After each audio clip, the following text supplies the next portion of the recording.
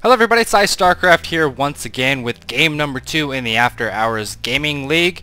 It is IBM versus Microsoft, and if you have not seen game 1, go check that out right now. This game might contain spoilers for that game, and by might I mean it definitely will. The score is now 1 for Microsoft and 0 for Team IBM. Microsoft able to pull it out last game in a Zerg versus Protoss with just a lot of Colossus against not the greatest composition of a Zerg army. A couple Vipers and a lot of Roach Hydras, just no match for just mass robotics facility.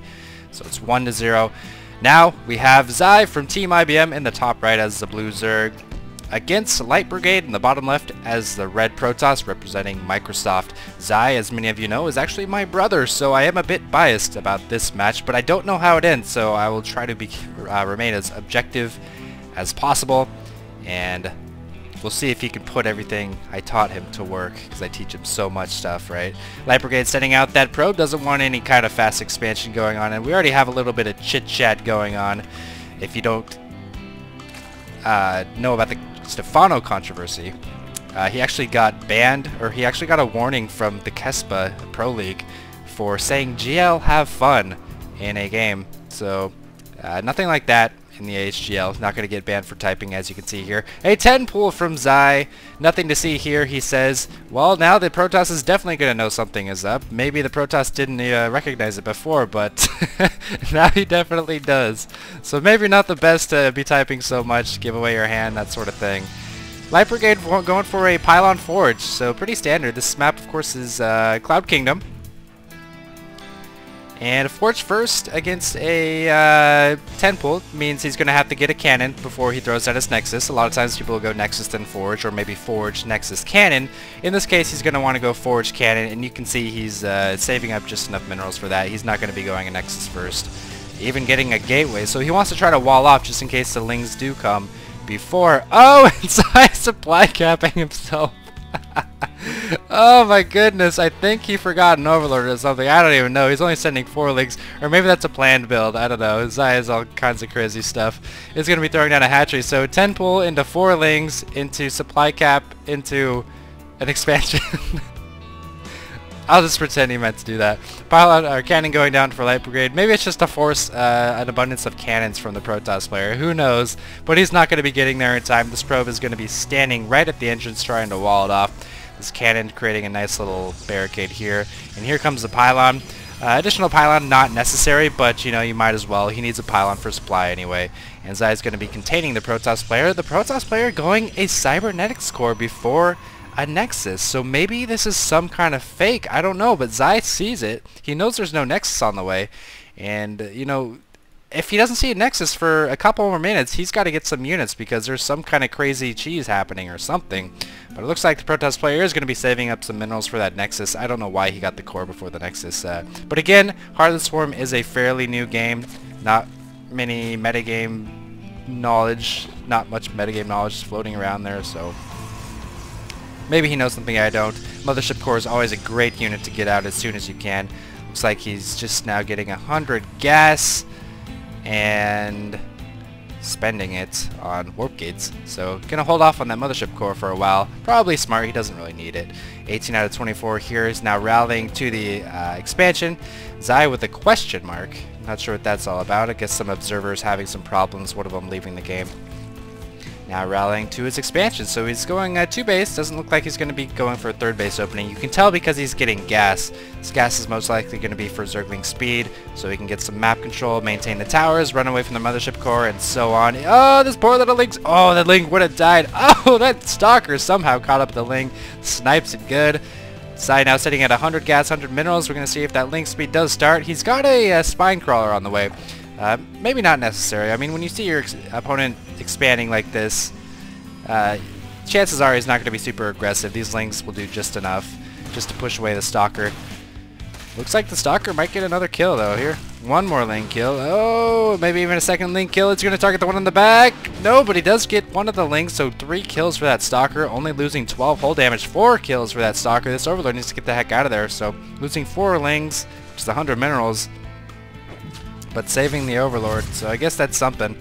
The Stalker still pushing up once again. Needs to get these Lings back. These drones going who knows where. They want to be Lings. Lots of Lings being produced And so far the Stalker's doing a tremendous amount of damage. 6 kills on that Stalker, so definitely paid for itself. Zai now throwing down a third hatchery. Protoss player just continuing to macro up. Doesn't really have a lot of tech. Oh, he does have a robotics facility actually for an observer, so safe play from both players right here. Zai now starting the Zergling speed. Lots of Zerglings out. He's got to get something done with these. Otherwise, he's going to be pretty behind in the economy, just now pumping out some drones. Maybe he was afraid of some kind of Nexus fake into an attack? I don't know. He saw the Nexus go down, but he didn't see it complete. Do I see a Baneling Nest? No Baneling Nest. A couple more gases on the way. Harvester's now 38 to 35. Zai pulled ahead by 3. Mothership Core in good position to spot any kind of links. There they are. And the Protoss has to be wondering right now, what is going on? Why are there all these lings? No speed. Better keep an eye on them for Banelings, I suppose. And there's some down here as well. So preventing a third. A lot of links, though. These could become drones. Could have been drones, rather. So he's got to play some catch-up in the economy game. He's up by 3, but Zerg want to be up by way more than that at this point in the game. Another gateway going down for the Protoss player, as well as an Immortal. So we're going to see what kind of tech Zai chooses. He's going Lair right now. I don't see a Roach Warren, so we might see Swarm Hosts. We might see Mutalisks. I don't know. We'll just have to wait. He is getting a Spore, so where's that Spore at? Here it is. And that's going to help against the Mothership Core and any kind of Oracle play, something like that. But it looks like the toss is just going to go Gateway Robo. Pretty standard toss play, what we saw last game out of Luminescent. Zai continuing to drone up 4 sentries on the way. It's good to warp in those sentries early so they can store plenty of energy for maximum force field efficiency. Moving out to take a third base. Zai's going to be able to see this. Might even be able to pick out the Stalker if he sees it. No, he's going to want to get out of there now. Get out of there, Zerglings. Losing a couple of them. Looks like he's just going to try to pick up that Stalker. Does not quite happen. Almost gets a sentry. No go. And these Lings may be running in to take the tower. He has both towers already. Just going to be running back to the base. Let's protect our third, is what they're saying. Here comes the Spire. So we're going to see a lot of anti-air out of the Protoss player. We do have plenty of gateways, warp gates for Stalkers, but Sentry's not the greatest against Mutas. So if the toss overcommits to something like Immortals or Colossi, these Mutas could do quite a bit of damage. Unfortunately, oh, perfect scouting from Brigade. Did he see the lair? He did see the lair. I don't think he saw the Spire. No, he did not. He is in the dark completely. Oh, what do you see, Overlord? Or Observer? He sees the Spire. I don't know if he clicked on it, but he had to have seen it. Now we should just see waves and waves of Stalkers being warped in. Probably a Templar Archives for some Blink, or a Citadel, whatever it's called. I don't even remember. What is that called? What is that called? Templar. Twilight Council. That's the one. Twilight Council, maybe, just for some Blink. I have a feeling he might not have seen it. Oh, maybe he's going to throw out some Stargates for some Phoenix. That might work, too. I'd probably, yeah, he's working in Stalkers and getting a Stargate for 17 mutas. What? How do you make 17 mutas? That's a lot of mutas on the way. I don't know if this number of Stalkers and 1 Stargate churning out Phoenix is going to cut it. He's got, so yeah, he definitely sees the mutas. He's sitting in his mineral line just waiting for him, getting some cannons in his other mineral line. So he's going 2 Stargates, warping in a lot of Stalkers. So this is not good. A lot of the effectiveness of mutas is catching your opponents by surprise, and this is not really going to do that. Light Brigade is completely ready for this. Zai just has to hope to out-macro and out-maneuver his opponent. This is only 5 Stalkers though, while this is 17 mutas, so that's pretty good for Zai. He might have, if he can get there before the cannon's complete, I don't know if that's going to happen though. He might have a good chance with that Muta Brigade. This Phoenix getting some more scouting information in. Now Zai knows he has to move in, but little does he know, it's already been scouted. These 2 cannons probably going to deter these mutas. Yeah, just fine. Now remember, in Heart of the Swarm, oh no, he's going to go for it. 5 Stalkers though. Seeing those Stalkers did not encourage him in the least. He's going to be getting the heck out of there. Now remember, in Heart of the Swarm, mutas have regen. 1 life per second. And remember, that's game time. So every time you see that clock tick up, muta's gaining a life. Zai looks like he's going to be switching back into Infestors or Swarm Hosts. He's got the Muta support. Muta's definitely going to deter any more robotics play, except for observers. Twilight Council on the way, as well as some Phoenix, so it's definitely good that Zai is halting his Muta production, because Phoenix now have a base range of 5, and they can still kite Mutalisks, I believe. Let's see.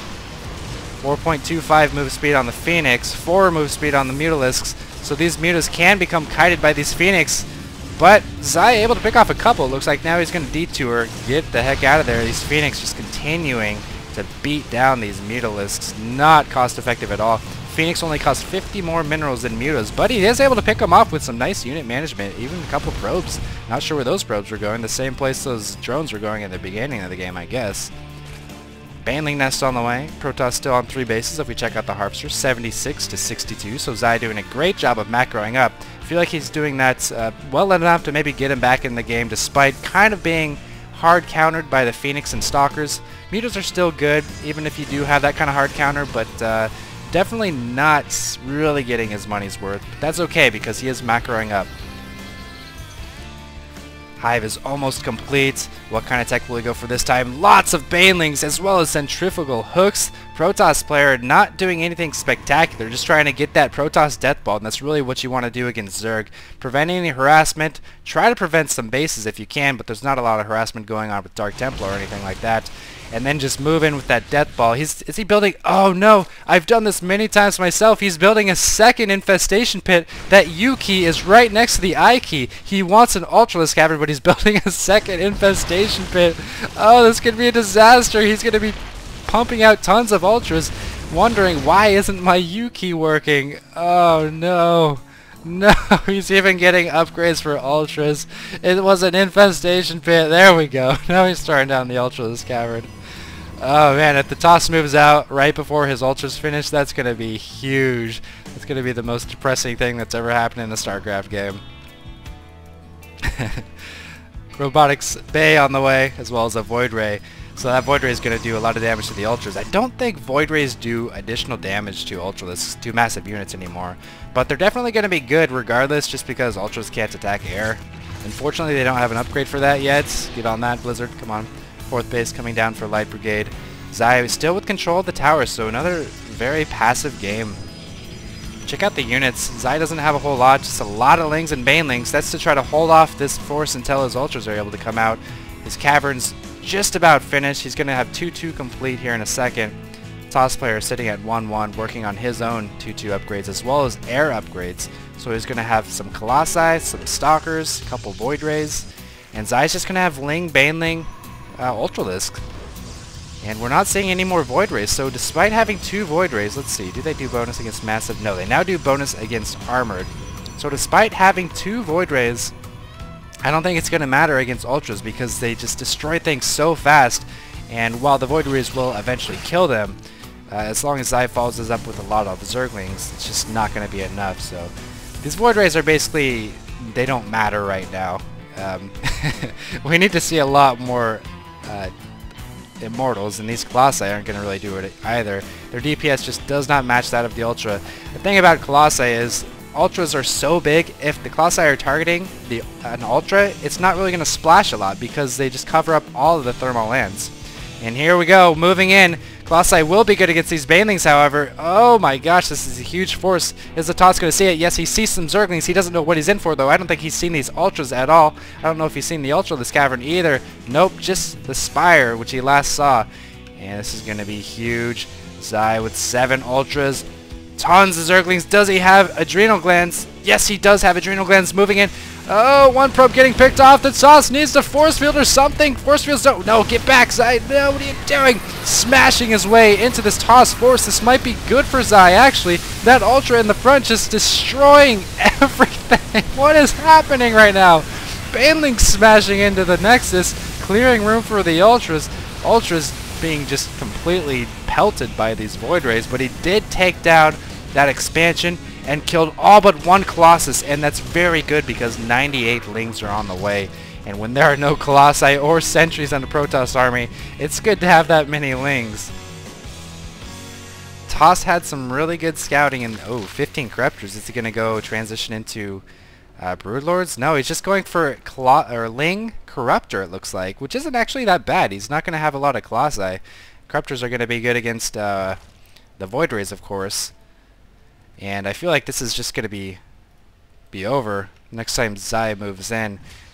Looks like he's going to try to deny that Zerg's 5th base, but now he's out in the field. He's got no Nexus or base to run into. very ballsy counterattack. After losing that much army as a Protoss player, it's usually not a good idea to counterattack. You have to assume that your opponent is going to be able to max out as a Zerg player, especially with 4 bases. And while these Lings are getting melted, it's just a matter of time before the Corruptors and Ultralisks come. Here they come. Ultralisks with almost 3/3 upgrades.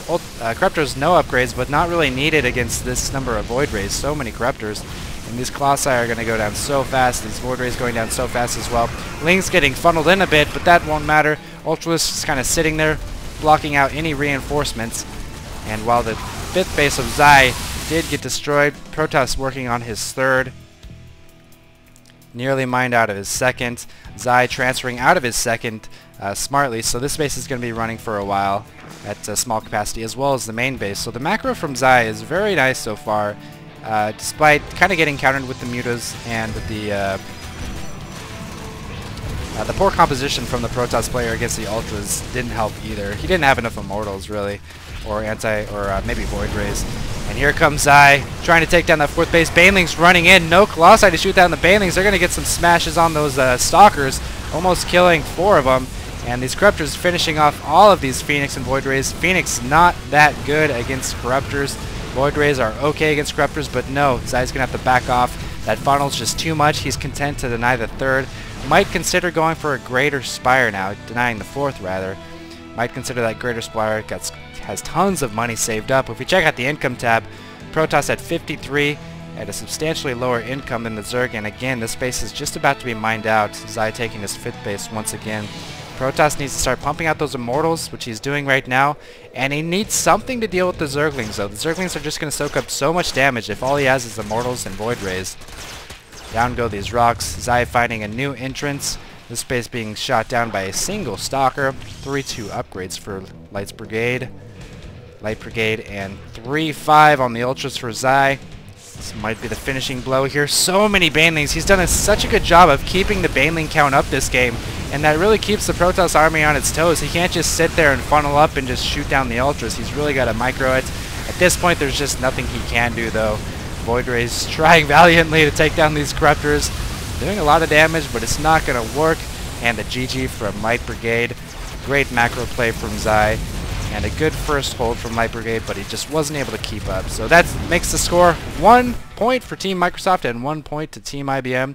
The series is now tied, and I will see you in Game 3.